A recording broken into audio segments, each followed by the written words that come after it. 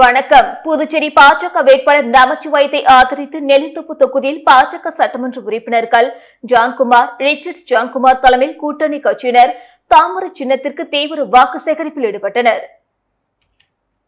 புதுச்சேரி பாஜக வேட்பாளர் நமச்சிவாயத்தை ஆதரித்து முதல்வர் ரங்கசாமி பல்வேறு பகுதிகளில் தீவிர பிரச்சாரம் மேற்கொண்டு வருகிறார். இதனிடையே வேட்பாளர் நமச்சிவாயத்தை ஆதரித்து நெல்லித்தோப்பு தொகுதியில் பாஜக சட்டமன்ற உறுப்பினர்கள் ஜான்குமார், ரிச்சர்ட்ஸ் ஜான்குமார் தலைமையில் கூட்டணி கட்சியினர் தாமரை சின்னத்திற்கு தீவிர வாக்கு சேகரிப்பு பணியில் ஈடுபட்டனர். முன்னதாக பிள்ளைத்தோட்டம் ஆனந்த முத்துமாரியம்மன் ஆலயத்தில் சிறப்பு பூஜை செய்யப்பட்டு பிரச்சாரம் தொடங்கப்பட்டது. இதில் முன்னாள் எம்எல்ஏ ஓம் சக்தி சேகர், நெல்லித்தோப்பு தொகுதி என்ஆர் காங்கிரஸ் பொறுப்பாளர்கள் தணிகை, சவுந்தர், கணபதி மற்றும் பிள்ளைத்தோட்டம் பகுதியை சேர்ந்த முருகன், விமல், ராஜேஷ், தினேஷ், வைகை உட்பட பாஜகவினர் 100க்கும் மேற்பட்டோர் திருவள்ளுவர் சாலை, கங்கையம்மன் கோவில் வீதி, காமராஜர் சாலை உள்ளிட்ட பல்வேறு இடங்களில் தாமரை சின்னத்திற்கு தீவிர வாக்கு சேகரிப்பில் ஈடுபட்டனர். புதுச்சேரியில் சுவர் இடிந்து விழுந்ததில் படுகாயமடைந்து அரசு மருத்துவமனையில் அனுமதிக்கப்பட்டுள்ள தொழிலாளர்களை கவர்னர் ராதாகிருஷ்ணன் நேரில் சென்று சந்தித்து ஆறுதல் தெரிவித்தார். புதுச்சேரியில் சுற்றுச்சுவர் இடிந்து விழுந்ததில் 5 தொழிலாளர்கள் மரணம் அடைந்தனர். 3 பேர் அரசு மருத்துவமனையில் சிகிச்சைக்கு அனுமதிக்கப்பட்டுள்ளனர். இச்சம்பவத்திற்கு இரங்கல் தெரிவித்த துணைநிலை ஆளுநர் CP ராதாகிருஷ்ணன் அரசு மருத்துவமனைக்கு நேரில் சென்று விசாரித்தார். சுகாதாரத்துறை இயக்குநர் ஸ்ரீராமன் காயமடைந்தவர்களுக்கு அளிக்கும் சிகிச்சை குறித்து விளக்கினார். தொடர்ந்து காயமடைந்து சிகிச்சை பெறும் 3 தொழிலாளர்களை நலம் விசாரித்தார். மேலும் இறந்தவர்களின் குடும்பத்தாருக்கு ஆறுதல் கூறினார். உயிரிழந்த தொழிலாளர்களின் குடும்பத்திற்கு அதிகபட்சமான உதவி உடனடியாக கொடுக்க நடவடிக்கை எடுக்கப்படும் என்றும், விபத்து குறித்து மாவட்ட ஆட்சியரை விசாரித்து முதல் அறிக்கை பெறப்பட்டு உரிய நடவடிக்கை எடுக்கப்படும். இனி எந்த இடத்திலும் தூர்வாரும் பணியின் போது முன்னெச்சரிக்கையாக பாதுகாப்பு நடவடிக்கை எடுக்கப்படும் என துணைநிலை ஆளுநர் CP ராதாகிருஷ்ணன் செய்தியாளர்களிடம் தெரிவித்தார். புதுச்சேரி மாநிலத்தில் 1ஆம் வகுப்பு முதல் +2 வரை CBSE பாடத்திட்டம் அமலானது. புதுச்சேரியில் நடப்பு கல்வியாண்டு முதல் 1ஆம் வகுப்பு முதல் 12ஆம் வகுப்பு வரை அரசு பள்ளிகளில் CBSE பாடத்திட்டம் அமலாகிறது. கடந்த 23ஆம் தேதியுடன் முழு ஆண்டு தேர்வு முடிந்து CBSE வழிகாட்டுதலின்படி இன்று முதல் பள்ளிகள் திறக்கப்பட்டது. 2 வாரத்துக்கு முன்பே பாட புத்தகம் வாங்கும் நடவடிக்கையை கல்வித்துறை மேற்கொண்டது. இதற்கு நிதி ஒதுக்கப்பட்டு பெங்களூருவில் இருந்து NCERT பாட புத்தகம் வாங்கப்பட்டது. இந்த பாட புத்தகங்களை பள்ளி தலைமை ஆசிரியர்கள், முதல்வர்கள் வாகனம் மூலம் தங்கள் பள்ளிகளுக்கு எடுத்து சென்று வருகின்றனர். மிக குறைவாகும் ஒரு சில பாடங்களுக்கு பாட புத்தகம் வராமலும் உள்ளது. 3, 4, 6ஆம் வகுப்புகளுக்கு ஒரு பாடங்களுக்கு கூட புத்தகங்கள் வரவில்லை. இவற்றையும் உடனடியாக வாங்கி பள்ளி மாணவர்களுக்கு வழங்க கல்வித்துறை தீவிரம் காட்டி வருகிறது. இன்று திறக்கப்படும் அரசு பள்ளிகள் வருகிற 30ஆம் தேதி வரை இயங்கும். மே 1ஆம் தேதி முதல் ஜூன் 2ஆம் தேதி வரை கோடை விடுமுறை விடப்பட்டு ஜூன் 3ஆம் தேதி முதல் மீண்டும் பள்ளிகள் திறந்து செயல்படும் என தெரிவிக்கப்பட்டுள்ளது. புதுச்சேரியில் வெயிலின் தாக்கம் அதிகமாக இருப்பதால் இளநீர், நுங்கு, தர்பூசணி மற்றும் பழச்சாறு விற்பனை சூடுபிடித்துள்ளது. ஆண்டுதோறும் ஏப்ரல், மே மாதங்களில் தமிழகம் மற்றும் புதுச்சேரியில் 100 டிகிரி செல்சியஸை தாண்டி வெயில் சுட்டெரிக்கும். இந்நிலையில் கடந்த சில நாட்களாக தமிழகம் மற்றும் புதுச்சேரியில் வெயிலின் தாக்கம் அதிகரித்துள்ளது. இதனால் பொதுமக்கள் பகல் நேரத்தில் வெளியே வர தயங்குகின்றனர். இதற்கிடையில் வரும் நாட்களில் வெயிலின் தாக்கம் 3 முதல் 5 டிகிரி செல்சியஸ் வரை அதிகரிக்கக்கூடும் என இந்திய வானிலை ஆய்வு மையம் தெரிவித்துள்ளது. இதனால் வெயிலின் தாக்கத்திலிருந்து எவ்வாறு தற்காத்துக் கொள்ள வேண்டும் என வழிமுறைகளை புதுச்சேரி சுகாதாரத்துறை வெளியிட்டுள்ளது. சுற்றுலா பயணிகள் மற்றும் பொதுமக்கள் வெயில் தாக்கத்திலிருந்து தப்பிக்க குளிர்பானங்களை தவிர்த்து பழங்களுக்கு அதிக முக்கியத்துவம் அளித்து வருகின்றனர். இதன் காரணமாக இளநீர், நுங்கு, தர்பூசணி மற்றும் பழ வகைகளின் விலைகள் உயர்ந்துள்ளது. குறிப்பாக ஒரு இளநீர் விலை ₹35 முதல் ₹50க்கும், 1 லிட்டர் இளநீர் ₹120 முதல் ₹150 வரை விற்கப்படுகிறது. மேலும் தர்பூசணி 1 கிலோ ₹25 விற்கப்படுகிறது. இதேபோல் நுங்கு மற்றும் பழங்களின் விலையும் அதிகரித்துள்ளது. இதன் காரணமாக பழச்சாறுகளின் விலையும் உயர்ந்துள்ளது. இருப்பினும் வெயிலை சமாளிக்க பொதுமக்கள் விலையை பொருட்படுத்தாமல் இளநீர், தர்பூசணி, நுங்கு உள்ளிட்டவற்றை வாங்கி செல்வதால் அவற்றின் விற்பனை அமோகமாக நடைபெற்று வருகிறது. திண்டிவனம் அருகே ஆற்றில் நள்ளிரவில் மணல் திருடிய டிராக்டர்களை போலீசார் பறிமுதல் செய்தனர். விழுப்புரம் மாவட்டம் திண்டிவனம் அடுத்த ஓங்கூர் ஆற்று பகுதியில் நள்ளிரவு நேரங்களில் தொடர்ந்து மணல் கொள்ளை நடந்து வருகிறது. இதனை பெரிய அளவில் மட்டுமே தடுத்து வரும் காவல்துறையும் வருவாய்த்துறையும் மணல் கொள்ளையர்களுக்கு ஆதரவாக செயல்பட்டு வருவதாக அப்பகுதி மக்கள் குற்றம் சாட்டி வருகின்றனர்.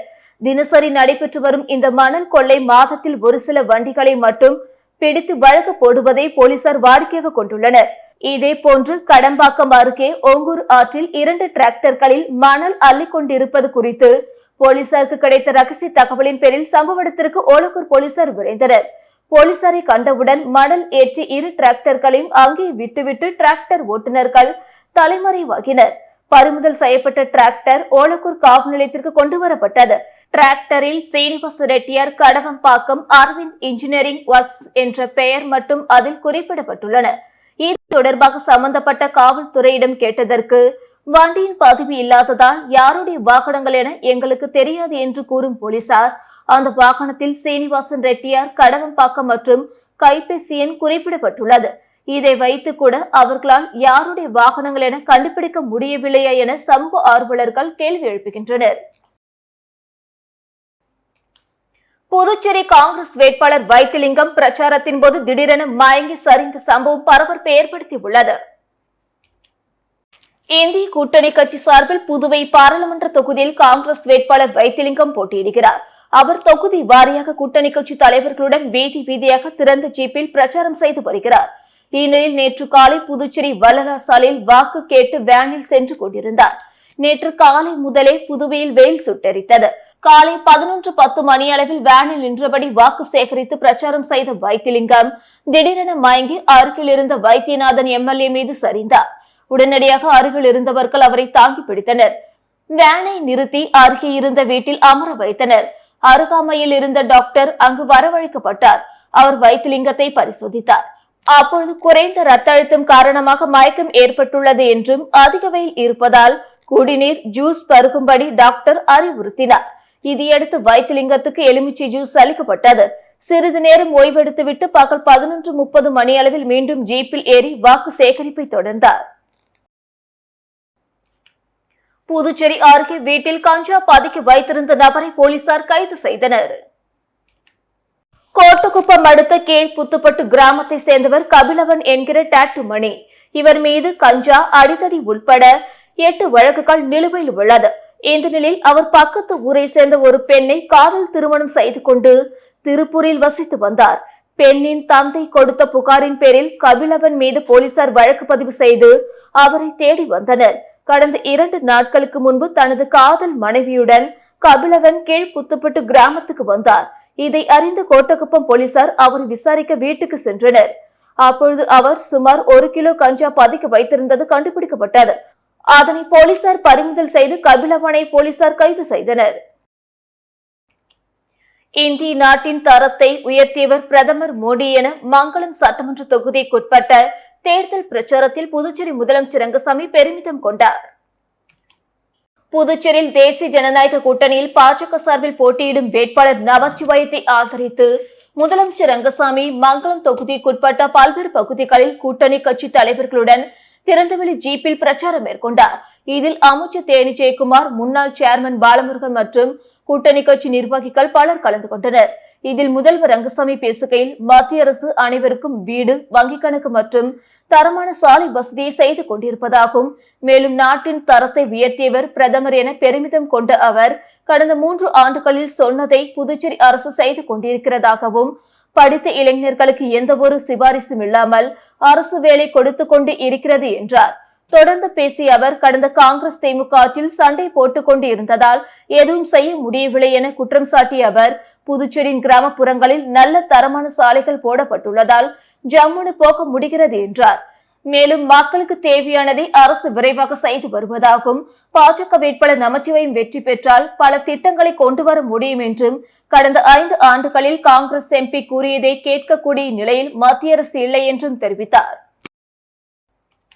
புதுச்சேரியில் 21 கிராம ஆதி திராவிட பஞ்சாயத்து குழு கூட்டமைப்பு சார்பில் திப்ராயப்பேட்டை மயானத்தில் 158ஆம் ஆண்டு சமாதி திருவிழா நடைபெற்றது.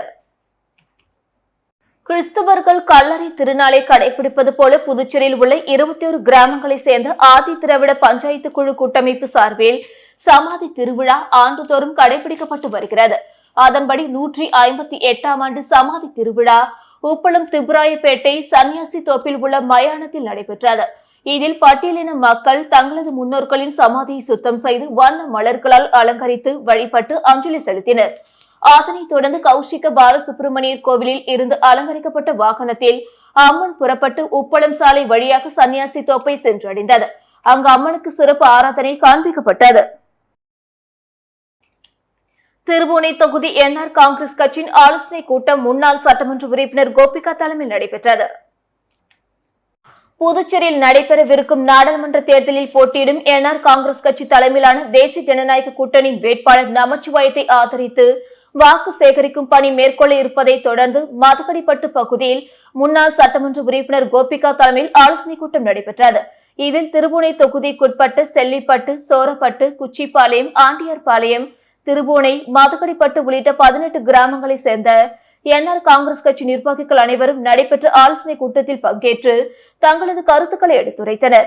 மேலும் பிரச்சாரம் மேற்கொள்ள வரும் முதலமைச்சர் ரங்கசாமி மற்றும் வேட்பாளர் நமச்சிவாயத்திற்கு திருபுவனை தொகுதி முழுவதும் சிறப்பான முறையில் வரவேற்பு அளிப்பது என்றும் திருபுவனை தொகுதியில் அதிக வாக்குகள் பெறுவது சம்பந்தமாக இக்கூட்டத்தில் ஆலோசிக்கப்பட்டது.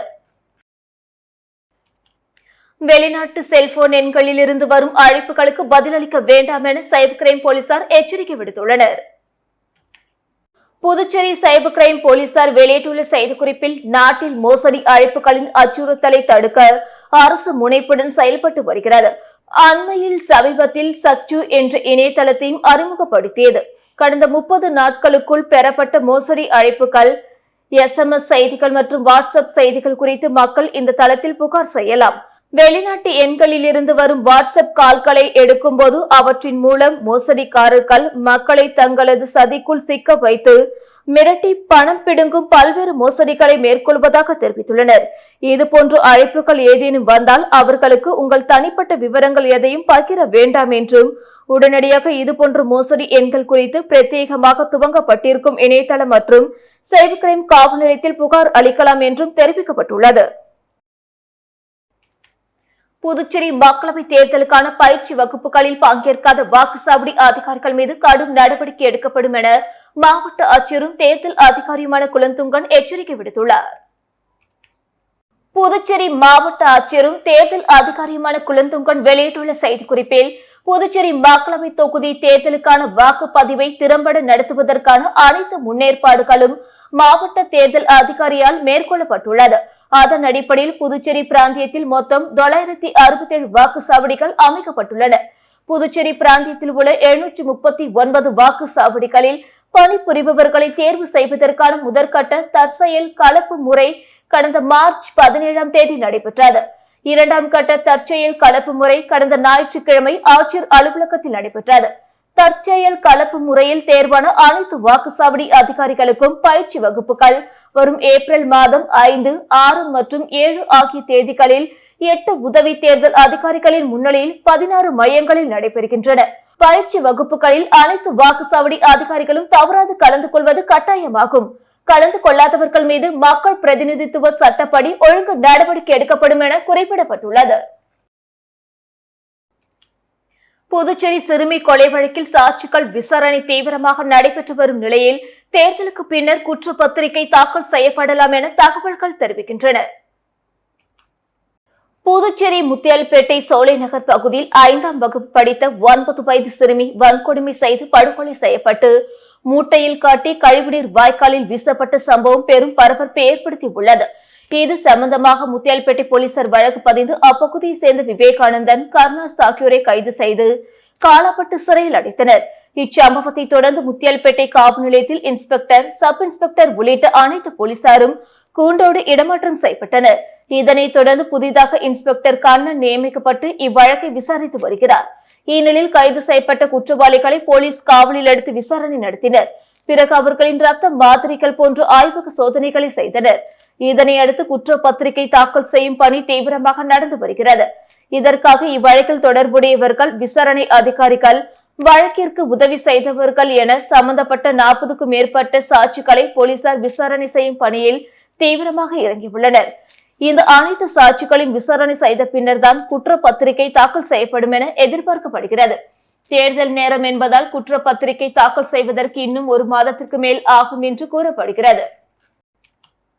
புதுச்சேரி முதல்வர் ரங்கசாமி இன்னொரு பழனிசாமியாக மாறிவிட வேண்டாம் என தமிழக அமைச்சர் உதயநிதி ஸ்டாலின் தெரிவித்துள்ளார்.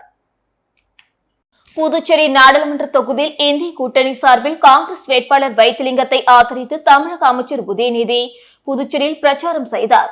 அப்பொழுது பேசிய அவர், இந்திய கூட்டணி வெற்றி பெற்றால் புதுச்சேரிக்கு மாநில அந்தஸ்து வழங்கப்படும், மின்சாரம் தனியார் மயமாவது தடுக்கப்படும், இங்கு ரேஷன் கடைகள் திறக்கப்படும், அதே போல புதுச்சேரியின் கடன் படிப்படியாக தள்ளுபடி செய்யப்படும், மூடப்பட்ட அரசு சார்பு நிறுவனங்களை திறந்து இளைஞர்களுக்கு வேலைவாய்ப்பு கொடுக்கப்படும், காரைக்காலில் அதானி கைக்கு சென்றுள்ள துறைமுகம் மீண்டும் மீட்கப்படும் என்றார். இந்த பிரச்சாரத்தில் திமுக மாநில அமைப்பாளர் சிவா, முன்னாள் முதல்வர் நாராயணசாமி, எம்எல்ஏக்கள் வைத்தியநாதன், செந்தில்குமார், சம்பத், முன்னாள் அமைச்சர்கள் சிவகுமார், கந்தசாமி உள்ளிட்ட பலர் பங்கேற்றனர். புதுச்சேரியில் வாய்க்கால் தூர்வாரும் பணியின் போது சுவர் இடிந்து விழுந்ததில் தொழிலாளர்கள் 5 பேர் பலியான சம்பவம் பரபரப்பை ஏற்படுத்தியுள்ளது. புதுச்சேரி தேங்காய் திட்டு வசந்த் நகர் என்ற பகுதியில் ஸ்மார்ட் சிட்டி திட்டத்தின் கீழ் வாய்க்கால் அமைக்கும் பணி நடைபெற்று வருகிறது. இந்த பணியில் நேற்று காலை தமிழக பகுதிகளை சேர்ந்த 16 தொழிலாளர்கள் ஈடுபட்டிருந்தனர். அப்பொழுது எதிர்பாராத விதமாக மின்துறையின் 33 ஆண்டுகள் பழமை வாய்ந்த சுற்றுச்சுவர் திடீரென இடிந்து விழுந்தது. இதில் இடிபாடுகளுக்கு இடையே தொழிலாளர்கள் சிக்கினர். இது குறித்து தகவல் அறிந்த முதலியார்பேட்டை போலீசார் மற்றும் தீயணைப்பு வீரர்கள் விரைந்து வந்து இடிபாடுகளில் சிக்கிய தொழிலாளர்களை மீட்டனர். இதில் 3 தொழிலாளர்கள் இடிபாடுகளில் சிக்கியும் கால்வாய் தண்ணீரில் மூழ்கியும் பரிதாபமாக இறந்தனர். அவர்கள் 3 பேரும் அரியலூர் நெட்டக்குறிச்சியை சேர்ந்த பாக்கியராஜ், பாலமுருகன், ஆரோக்கியராஜ் என்பது தெரிய வந்தது. வாய்க்காலுக்கு மறுபக்கம் நின்றிருந்த 10 பேர் உயிர் தப்பினர்.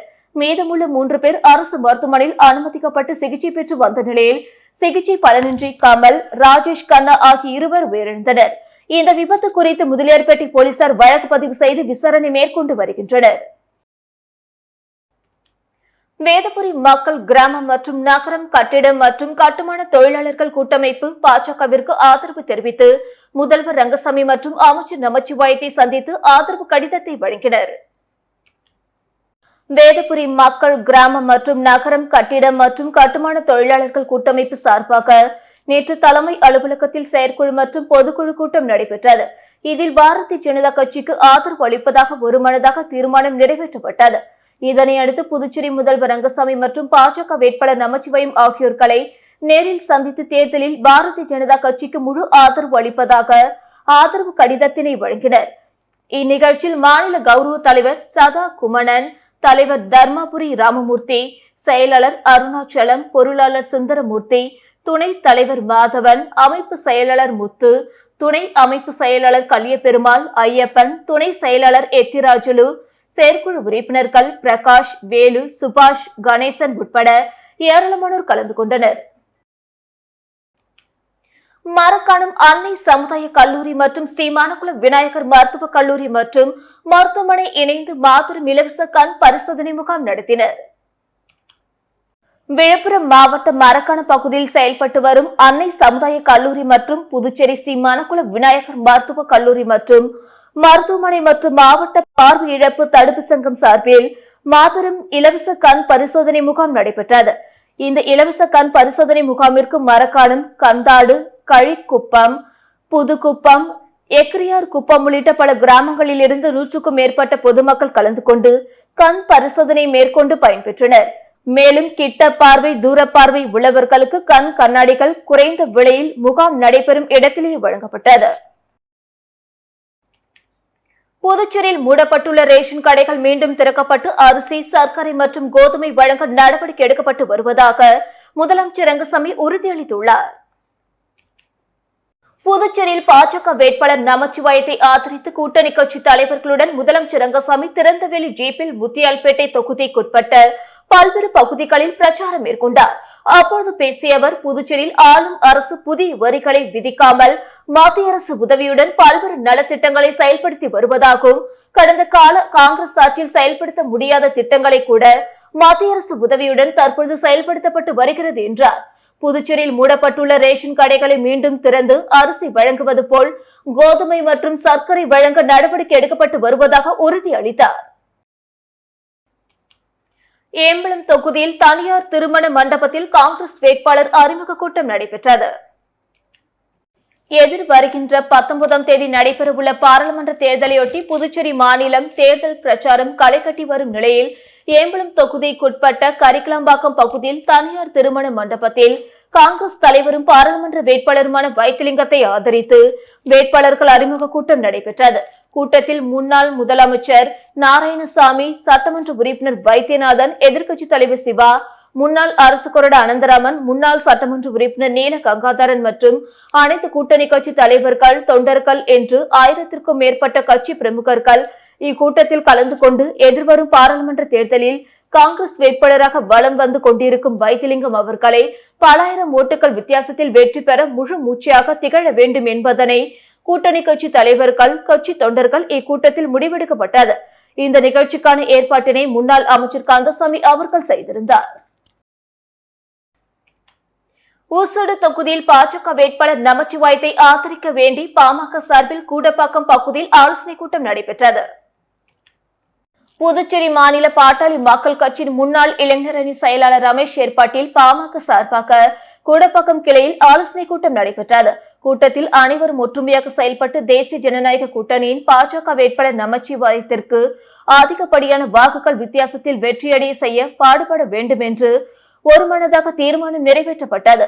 ஆலோசனை கூட்டத்தில் மண்டல துணை செயலாளர் லோகு, மாநில இளைஞர் அணி துணைத் தலைவர் விக்னேஷ், பசுமை தாயகம் ஊசுடு தொகுதி தலைவர் தினேஷ், ஊசுடு தொகுதி வன்னியர் சங்க தலைவர் தமிழ் மற்றும் நிர்வாகிகள் பலர் கலந்து கொண்டனர்.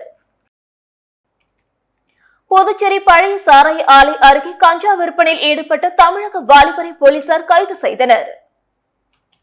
புதுச்சேரி கடற்கரை பழைய வடி சாராய ஆலை அருகே கஞ்சா விற்பனை நடைபெறுவதாக முத்தியால்பேட்டை காவல் நிலையத்திற்கு புகார் வந்தது.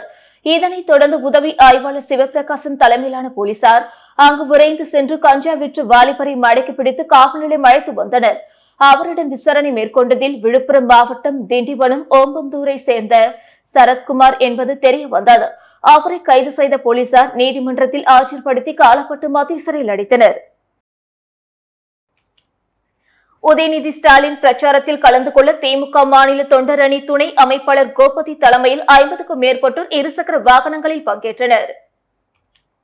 திமுக இளைஞர் அணி செயலாளரும் அமைச்சருமான உதயநிதி ஸ்டாலின் வில்லியனூர் கிழக்கு மாட வீதி சந்திப்பு, மரப்பாலம், அண்ணா சதுக்கம் ஆகிய பகுதிகளில் காங்கிரஸ் வேட்பாளர் வைத்திலிங்கத்திற்கு ஆதரவாக வாக்கு சேகரிக்கும் பணியில் பரப்புரை மேற்கொண்டார். இந்நிகழ்ச்சியில் கலந்து கொள்ள புதுச்சேரி மாநிலத்தில் உள்ள திமுகவினர், கூட்டணி கட்சியினர் திரளாக பங்கேற்றனர்.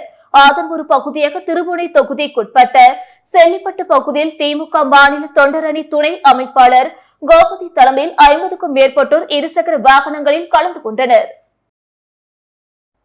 இத்துடன் செய்திகள் நிறைவடைந்தன. வணக்கம்.